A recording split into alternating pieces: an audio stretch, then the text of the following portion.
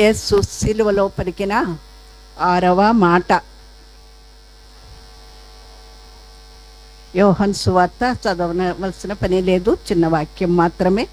యోహాను సువార్త 19వ అధ్యాయము 28వ వచనము 30 వరకును.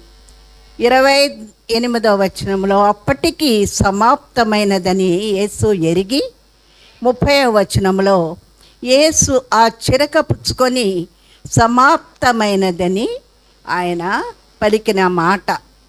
సమాప్తం అనగానే పూర్తయిపోయింది అని, సమస్తము జరిగిపోయింది అని, అంతా అయిపోయింది, ఇక చెప్పాల్సింది ఏమీ లేదు, ఆయన మరణం అయిపోవడానికి సిద్ధమైపోయాడు, ఆయన సమాప్తమైపోయింది అని చెప్పాడు.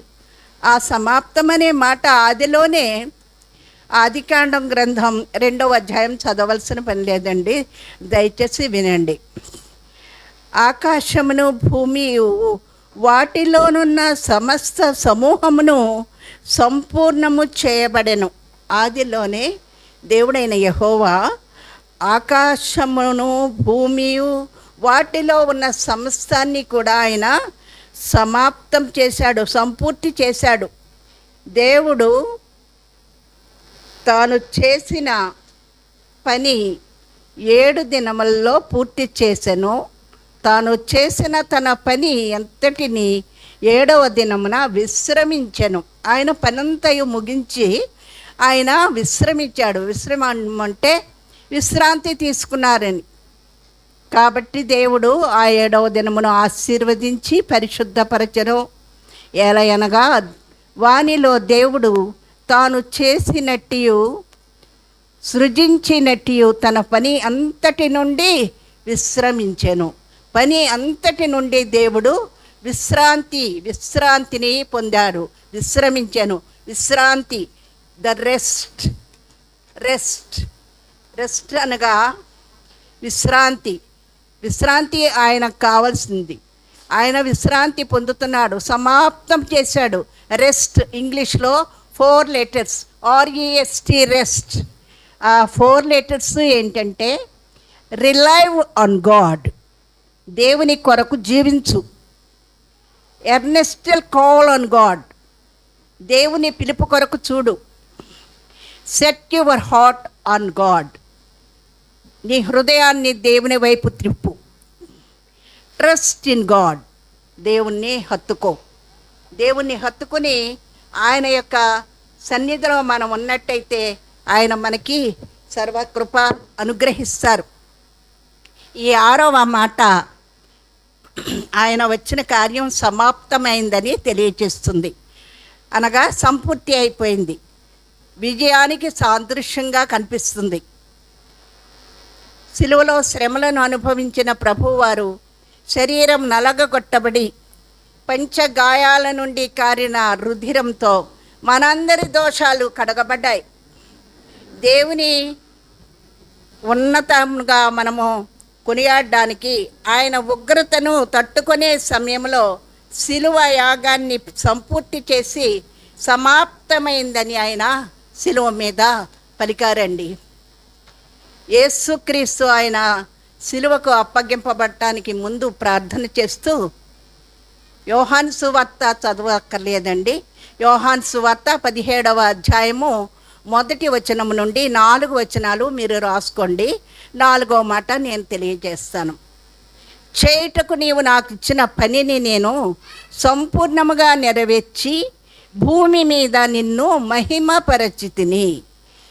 ప్రభువారు తాను చేయవలసిన పనంతటినీ కూడా పూర్తి చేసి, దేవుడి అప్పగించిన పనంతటినీ కూడా పూర్తి చేసి, భూమి మీద నిన్ను స్వజనులు అయిన వారికి మన కొరకు ఆయన చేయవలసిన కార్యాలన్నీ కూడా చేసి దేవుని మహిమపరచడం కొరకు భూమి మీదకి వచ్చాను అని తండ్రికి ఆయన విన్నవించుకోవడం మనం ఈ వాక్యంలో చదువుకుందాం.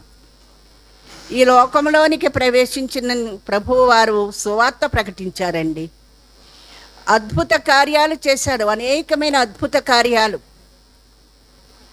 ఆ అద్భుత కార్యాలు వివరించడానికి చాలా ఉన్నాయి. మరి కన్ను లేని వారికి కన్ను ఇచ్చాడు, నడవలేని వారిని లేవనెత్తి నడిపించాడు, కుష్ఠవారిని బాగు చేశాడు, మరి అంగహీనులకే అంగవంక వైకల్యం గల వారిని బాగు చేసి సిద్ధి చేశాడు. అనేక సూచక క్రియలు చేశారు.